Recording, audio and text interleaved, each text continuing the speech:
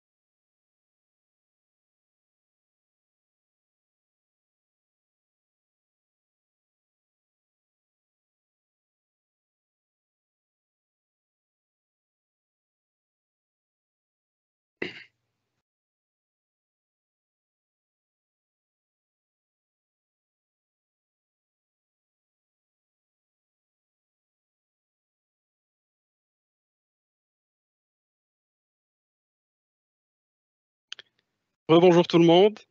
Alors je me présente, Ahmed Zarouni, chargé d'affaires senior à la Bourse de Casablanca. Bienvenue au deuxième workshop du cycle organisé par la Bourse de Casablanca et la PSB, l'association professionnelle des sociétés de bourse.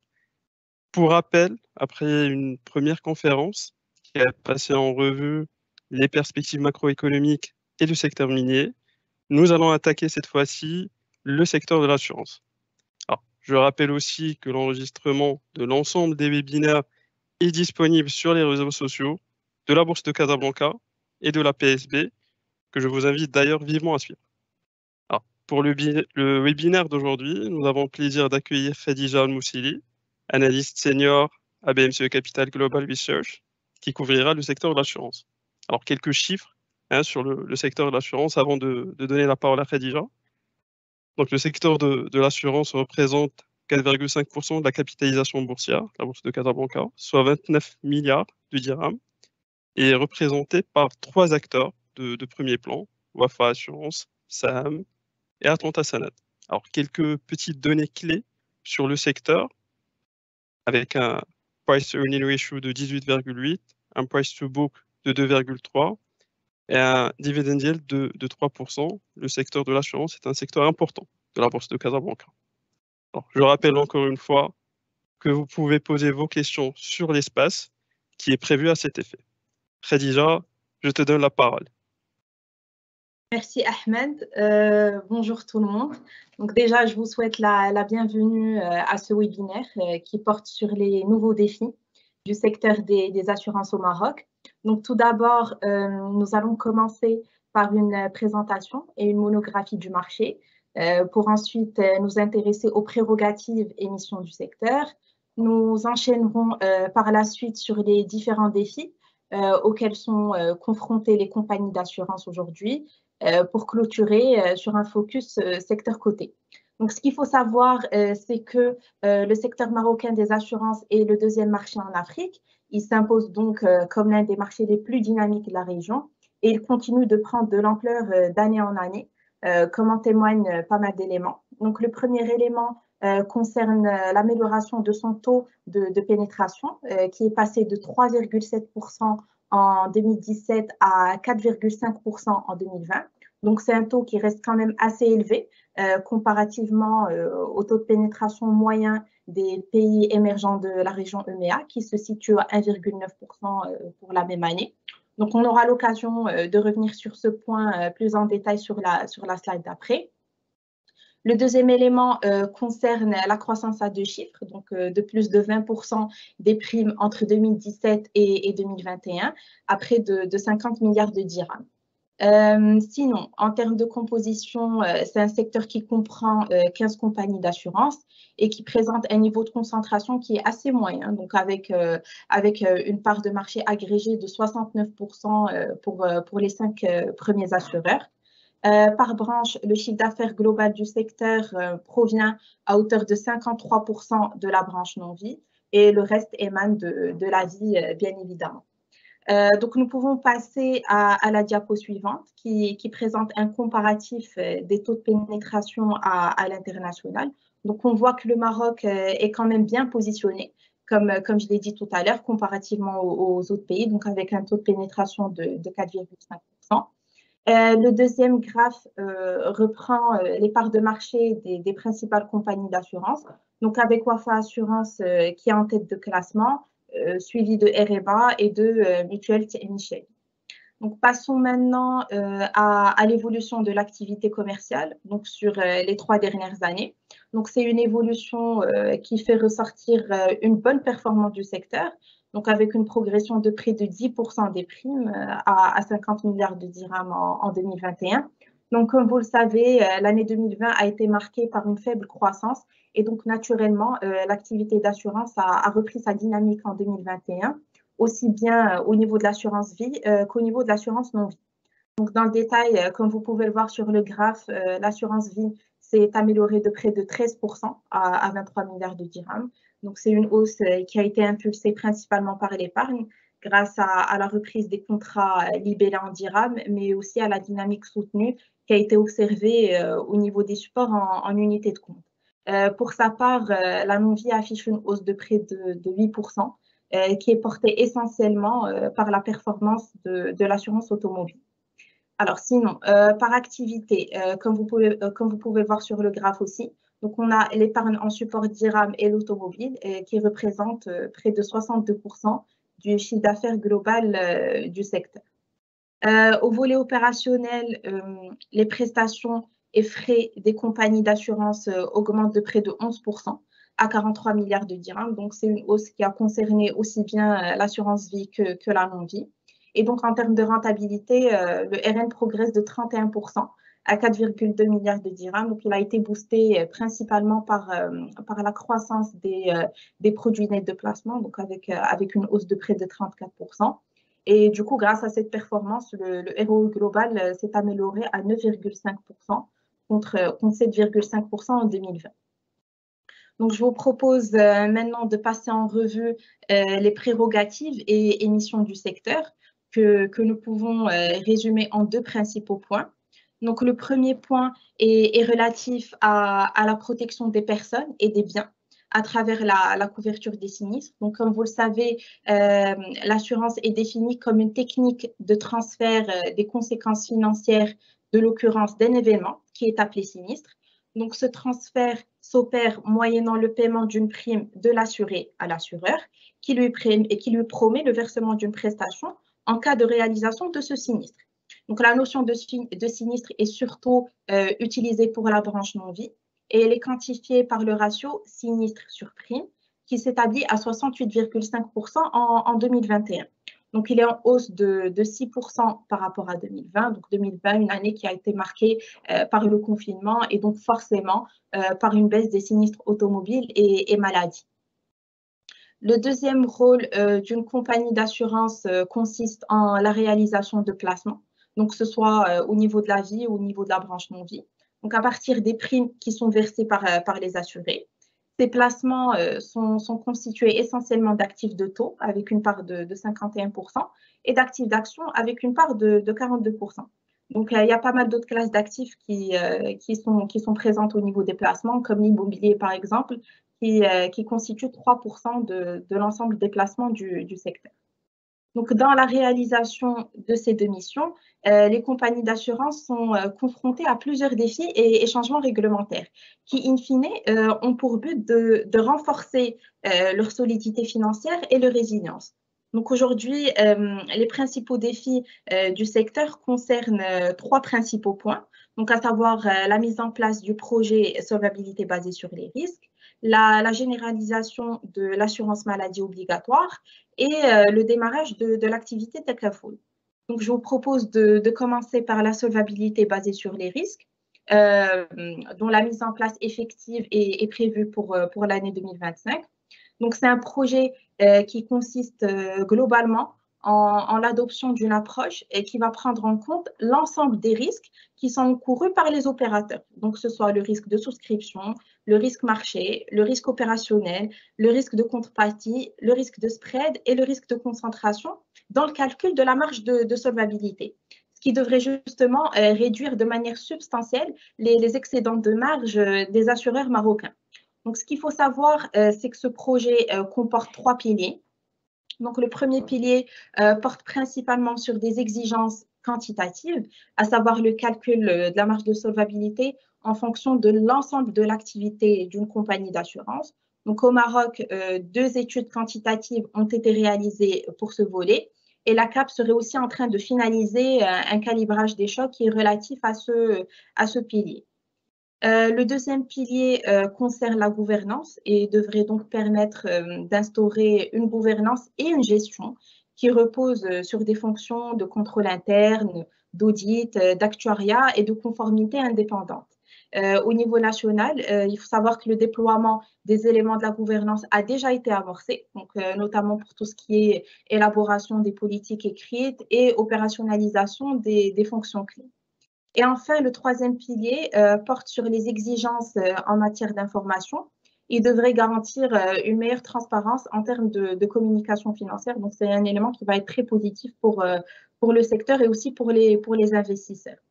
Donc, c'est vrai que c'est un projet qui est quand même assez contraignant, mais les opérateurs marocains semblent disposer d'une marge de manœuvre qui est assez importante pour se conformer aux nouvelles règles et aux futures exigences de cette transition. Donc, je vous rappelle que la marge de solvabilité moyenne du secteur est de 369%. Donc, c'est un chiffre à fin 2020 et c'est le plus récent, contre un minimum réglementaire de 100% et c'est un niveau qui est quand même assez confortable.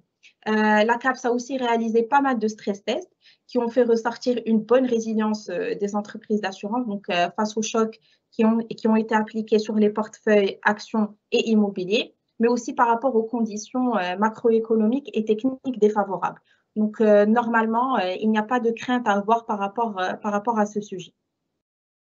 Alors, une autre problématique à laquelle le secteur des assurances devrait être bientôt confronté, c'est la généralisation de l'assurance maladie obligatoire qui devrait se faire dans le cadre de la généralisation de la protection sociale. Donc c'est un programme qui devrait se faire en plusieurs étapes et qui comprend la généralisation de l'AMO à fin 2022 au profit de 22 millions de personnes, la généralisation des allocations familiales durant les années 2023 et 2024, l'élargissement de la base des adhérents au régime de retraite pour environ 5 millions de personnes à horizon 2025 et la généralisation de l'indemnité pour perte d'emploi durant la même année, donc l'année 2025, pour couvrir toute personne qui exerce un emploi stable. Donc, on va s'intéresser particulièrement au volet assurance maladie obligatoire, dont la généralisation devrait avoir un impact aussi bien sur le chiffre d'affaires que sur le RN du secteur. Donc, dans le détail, l'impact relatif au chiffre d'affaires devrait être négatif dans la mesure où les primes maladie des assureurs devraient diminuer en raison de la migration d'une certaine catégorie de clients vers le secteur public. Par contre, le deuxième impact, qui est relatif au RN, devrait être positif, dans le sens où cet événement devrait pousser les compagnies d'assurance à basculer vers des produits complémentaires qui sont beaucoup plus rentables que les produits basiques, ce qui devrait naturellement améliorer le résultat technique et donc la capacité bénéficiaire globale du secteur. Je vous propose de passer maintenant au Takaful ou l'assurance participative, dont le démarrage effectif a eu lieu cette année, donc avec l'octroi de 4 agréments par la CAPS, donc Awafa Assurance, Mamda MCMA, Takafoulia Assurance, qui est filiale d'Olmarcom, et la Marocaine Vie. Donc pour le moment, les offres d'assurance Takaful qui ont été lancées concernent 3 produits uniquement. Donc il y a l'assurance décès, les risques bâtiments, notamment l'assurance multirisque habitation et l'épargne. Le modèle qui a été retenu par le Maroc pour ce type d'activité est la Wakala, qui est détaillé au niveau du schéma projeté. Donc, je vous explique rapidement comment ce mécanisme devrait se présenter. Donc, dans le détail, l'assureur Takaful va créer un fonds d'assurance Takaful qui est doté de la personnalité juridique et d'autonomie financière. Donc, ce fonds va se composer de comptes d'assurance Takaful qui sont séparés et qui sont institués conformément aux règles prévues dans le règlement de gestion du fonds.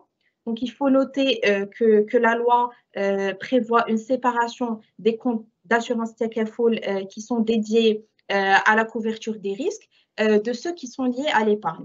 Et côté risque, donc, il est couvert par la collectivité des participants à hauteur de leur contribution dans le compte d'assurance Takaful. Donc, ce qu'il faut noter, c'est que les comptes d'assurance qui composent les fonds d'assurance Takaful sont chacun constitués par les contributions des participants, mais aussi par tous les revenus de ce compte, y compris ceux qui vont résulter de l'investissement de son solde. Donc, chaque compte prend en charge le versement des sommes et des indemnités qui sont dues au titre des contrats d'assurance et du paiement des frais qui lui sont liés, mais aussi la constitution des provisions et des réserves. Et en termes de rémunération, les excédents techniques et financiers du compte sont répartis entièrement entre les participants après déduction, le cas échéant, des avances Takaful. Donc là, je vous ai présenté la partie un peu théorique du Takaful. Maintenant, en termes de perspective de croissance et bien sûr au niveau national, il y a pas mal de contraintes qui pourraient brider le développement du Takaful. Donc c'est vrai que dans le modèle qui a été adopté par le Maroc, à savoir la Wakala, l'opérateur tire sa rémunération uniquement des commissions prélevées à la source sur les contributions au fonds, ce qui pourrait justement réduire la rentabilité des opérateurs, notamment dans le cas d'une cannibalisation entre l'assurance conventionnelle et l'assurance islamique. Et c'est une cannibalisation qui pourrait avoir lieu lorsque d'autres produits plus diversifiés seront proposés par les assureurs. Donc voilà, c'est tout pour le Takaful. Donc c'est vrai qu'il y a d'autres défis qui se présentent pour le secteur aujourd'hui. Donc on va essayer de revenir sur les principaux sujets d'actualité, mais j'aimerais quand même parler de 2 problématiques qui impactent le secteur aujourd'hui. Donc la première problématique est celle des arriérés de primes ou des créances sur les intermédiaires qui s'élèvent à 3 milliards de dirhams et qui sont concentrés essentiellement sur la branche automobile. Donc jusqu'à présent, toutes les solutions qui ont été envisagées pour apurer ce contentieux, on va dire, n'auraient pas abouti, sachant que c'est un phénomène qui a entraîné la constatation de provisions importantes par les compagnies d'assurance concernant ces primes qui sont encaissées et qui n'ont pas été reversées par les intermédiaires dans les délais réglementaires. La deuxième problématique dont je voudrais parler concerne le ralentissement attendu de la croissance de la branche automobile qui devrait s'expliquer par une décélération des ventes auto en raison d'une pénurie des semi-conducteurs, de problèmes de chaîne d'approvisionnement et de faibles stocks. Donc, c'est une crise qui est observée aujourd'hui au niveau mondial. Donc, ce qu'il faut noter, c'est qu'il y a une très forte corrélation entre l'évolution de l'assurance automobile et celle du parc, et que les ventes automobiles représentent en moyenne 80% de l'évolution du parc. Donc, c'est vrai que l'impact, il ne devrait pas être majeur sur le secteur dans sa globalité. Par contre, pour les compagnies dont le portefeuille est constitué essentiellement de véhicules neufs, l'impact pourrait être important. Le dernier point sur lequel j'aimerais revenir est la provision pour risque tarifaire. Donc, je vous rappelle que c'est une provision qui est destinée à couvrir les pertes des risques de fréquence, donc à savoir la maladie, les accidents de travail et l'automobile. Donc, elle est censée être constituée si la moyenne des ratios combinés des 3 derniers exercices est supérieure à 100%, ou si le ratio combiné de 2 sur les 3 exercices est supérieur à 100%. Donc, son entrée en vigueur était initialement prévue en 2020, mais elle a été reportée par la CAPES en raison de la crise sanitaire. Et donc, jusqu'à présent, l'autorité ne s'est toujours pas prononcée sur le calendrier de son application. Et sinon, en termes d'impact, malheureusement, on n'a pas accès au ratio combiné par branche des compagnies. Donc, on ne peut pas déterminer l'impact chiffré de cette provision sur le secteur. Donc, après ce déroulé sur le secteur, je vous propose d'enchaîner sur le focus secteur coté. Donc, je vous propose de commencer par Wafa Assurance. Donc, Wafa Assurance, qui est le leader incontesté du secteur, avec une part de marché de 18,2% en 2021. Donc, notre positionnement est positif et s'explique par 3 principaux éléments. Donc, le premier élément porte sur la solidité financière de l'assureur, qui se traduit d'ailleurs par une marge de solvabilité de 300%, donc qui est largement supérieure au minimum réglementaire, mais aussi par sa capacité à maintenir son statut de leader dans un contexte qui est quand même marqué par une très rude concurrence. Le deuxième élément concerne les perspectives prometteuses qui se présentent pour la compagnie, donc, notamment en Afrique. Je pense que vous le savez, Wafa Assurance compte accélérer sa stratégie d'expansion en Afrique notamment à travers de nouvelles implantations qui sont prévues sur les 5 prochaines années pour atteindre un taux de couverture de 65% contre 39% aujourd'hui. Par contre, il y a certaines contraintes réglementaires en matière de renforcement de fonds propres dans la zone CIMA qui pourraient entraver le déploiement de cette stratégie en Afrique conformément au calendrier qui a été initialement fixé. Enfin, le dernier point porte sur la diversification attendue de ces placements, donc en intégrant d'autres classes d'actifs comme les OPCI. Ce qui va justement permettre de réduire sa forte exposition sur les placements en actions cotées. Donc, c'est une exposition de près de 28% en 2021. Côté chiffres, on devrait être, selon nos prévisions, sur un TCAM de près de 6% pour le chiffre d'affaires entre 2021 et 2023 à 9,2 milliards de dirhams et de 11% pour le RN à 660 millions de dirhams.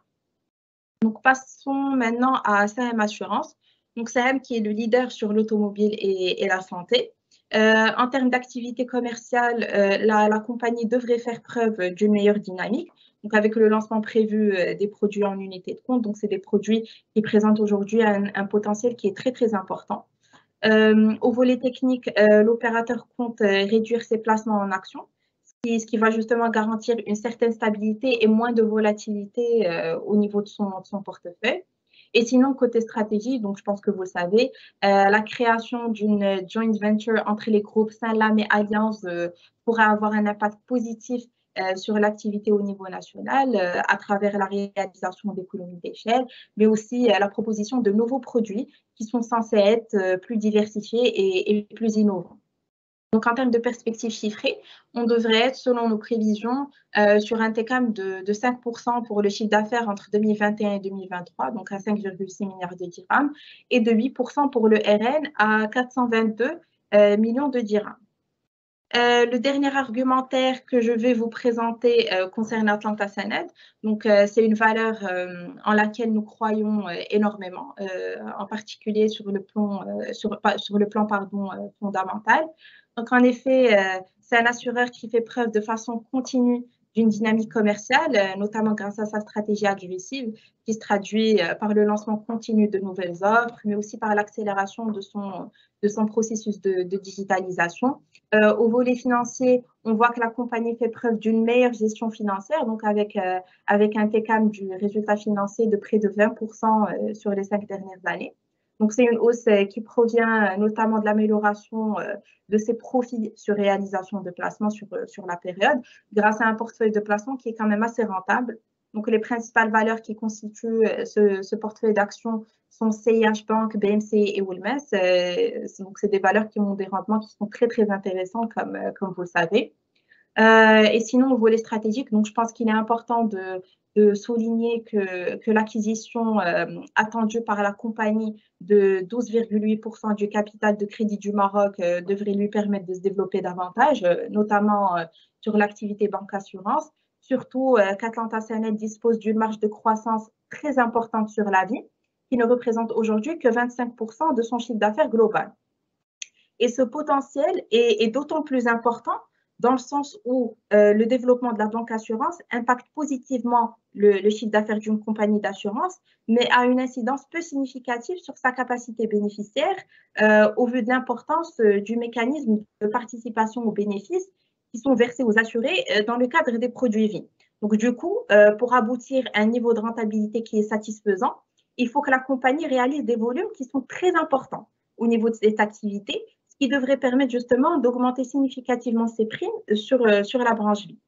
Par contre, ce qu'il faut savoir, c'est que Crédit du Maroc dispose aujourd'hui d'un partenariat de distribution exclusif avec Saham Assurance. Donc, c'est un partenariat qui devrait normalement prendre fin en 2026. Donc, on ne sait pas s'il y aura résiliation de ce contrat cette année ou si les impacts ne seront visibles qu'à partir de l'année 2026. Au volet chiffres, on devrait être, selon nos prévisions, sur un TCAM de 7% pour le chiffre d'affaires, donc entre 2021 et 2023 à 5,6 milliards de dirhams, et de 21% pour le RN à 612 millions de dirhams. Donc voilà, je pense qu'on a fait le tour de cette présentation. Vous pouvez aussi trouver l'ensemble de nos publications ainsi que de nos prévisions donc pour notre scope de valeur sur notre plateforme bmcecapitalglobalresearch.com. Je vous remercie pour votre attention et je laisse la parole à Ahmed pour animer la session questions-réponses. Merci Rita. Pardon, Khadija. Pardon, un grand merci Khadija pour cette présentation détaillée des différents aspects du secteur de l'assurance et qui a d'ailleurs grandement suscité l'intérêt de nos participants. Nous avons d'ailleurs récolté une salve de questions de nos participants d'ailleurs. Bah, si tu permets, Khadija, je vais te poser ces questions. Alors, je ne sais pas comment tu veux qu'on procède. Est-ce que je te donne les questions ou on y va une par une? Je pense que ça serait mieux. Oui, une par une, ouais, ce Une serait par mieux. une. OK. Alors, Ouais. première question, comment devrait se présenter l'évolution du résultat financier cette année du secteur de l'assurance? Alors, par rapport aux résultats financiers, donc effectivement, c'est une question qui est très intéressante. Donc, selon nos prévisions, bien sûr, et indépendamment de l'évolution du marché boursier, qui est quand même assez difficile à prévoir dans le contexte actuel. Donc, on pense que le résultat financier devrait continuer sur son trend haussier en 2022. Donc, c'est une progression qui va être portée principalement par l'amélioration des dividendes distribués par les sociétés au titre de l'exercice 2021. Donc, je pense que c'est une hausse de 30% de la masse des dividendes qui a été distribuée au titre de l'année dernière. Donc, c'est normal après la forte baisse qui a été observée au niveau des dividendes au titre de l'année 2020 en raison de la crise sanitaire. Donc, voilà. Merci Khadija. Alors une deuxième question. Alors tu as parlé de 15 compagnies d'assurance. Aujourd'hui, il n'y a que 3 sociétés ou 3 compagnies d'assurance qui sont cotées. Alors pourquoi ces compagnies d'assurance justement ne sont pas présentes au sein de la bourse de Casablanca? Est-ce qu'il y a un manque de perspective d'expansion ou voilà, d'autres problématiques dans ce sens? Alors, moi, personnellement, bon, je pense que le secteur des assurances est quand même assez bien représenté au niveau de la bourse. Donc, tu l'as dit tout à l'heure, donc c'est une part de 4,5% pour trois sociétés. Donc, et c'est des sociétés qui sont quand même de taille importante. Donc, on a Wafa Assurance, Atlanta, Saham, qui ont une part de marché agrégée d'à peu près 40% en 2021, il me semble. On est effectivement conscient du fait qu'il y a certaines grosses compagnies qui ne sont pas présentes au niveau de la bourse. Après, je ne pense pas que ce soit lié à un manque de perspective d'expansion, Donc, comme je vous l'ai exposé au niveau de la présentation, les perspectives d'expansion du secteur sont très importantes. Après, je pense que chaque compagnie choisit de s'introduire en bourse ou pas en fonction de sa stratégie et de ses convictions. Mais bon, on espère que d'autres assurances suivent le pas et pour être présentes justement au niveau de la bourse. C'est ce qu'on espère tous. Alors, troisième question, quels sont les défis qui attendent les assurances face à l'émergence des nouveaux risques? Et deuxième partie de la question, comment le concept de l'assurance inclusive est perçu par les sociétés d'assurance et de réassurance au Maroc? Alors, bon, par rapport aux défis, je pense qu'ils ont été présentés au niveau du webinaire. Donc, je peux vous les rappeler.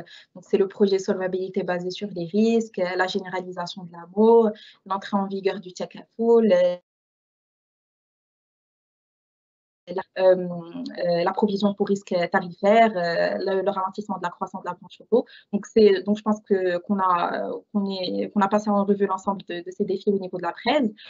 Sinon, par rapport à la deuxième partie de la question, donc je pense que c'était par rapport à l'assurance inclusive.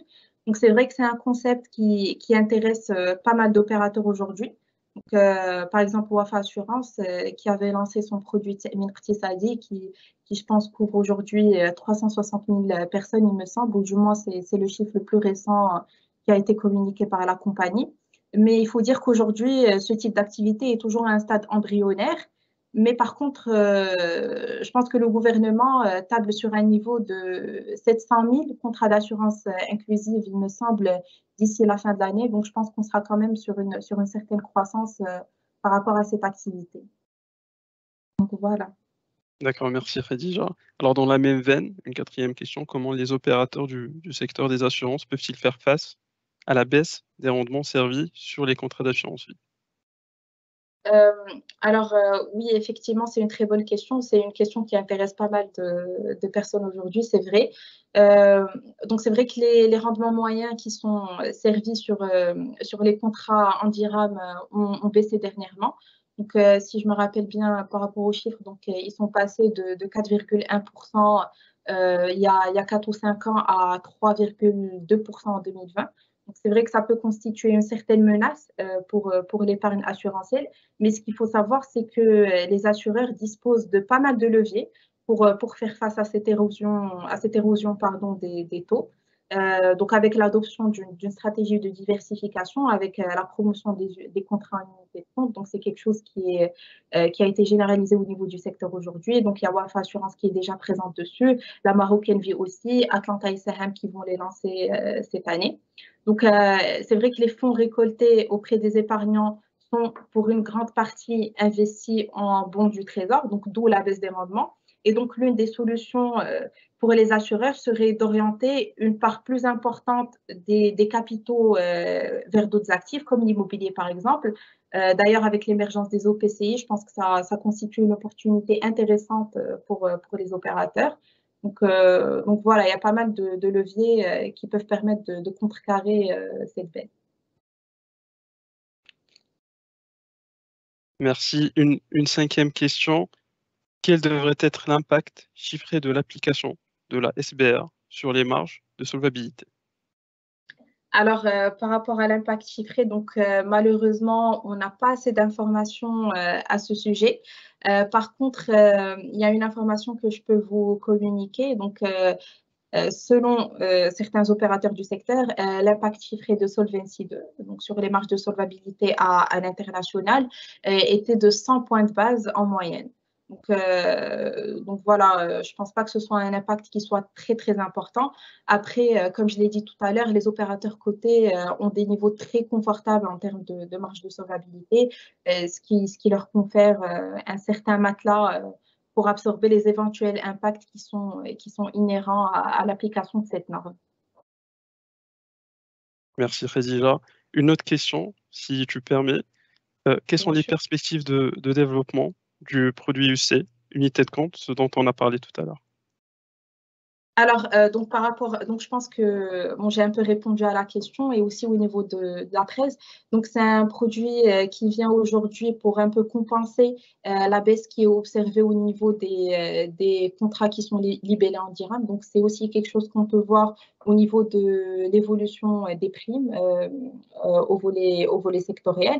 Et donc, ça permet une certaine diversification des capitaux qui sont investis.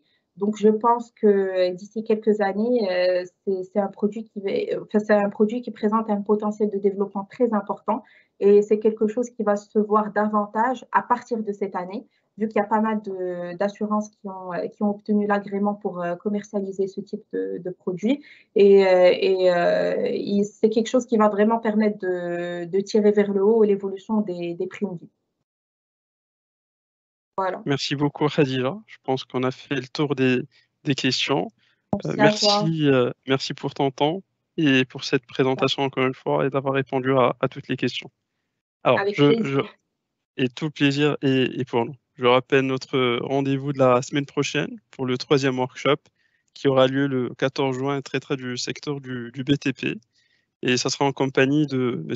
Ahmed Rocht, responsable analyse et recherche de Valois Securities. Merci à tous les participants. Merci encore une fois, Khadija. Et on se dit à très bientôt. À bientôt. Au revoir. Bientôt. Au revoir.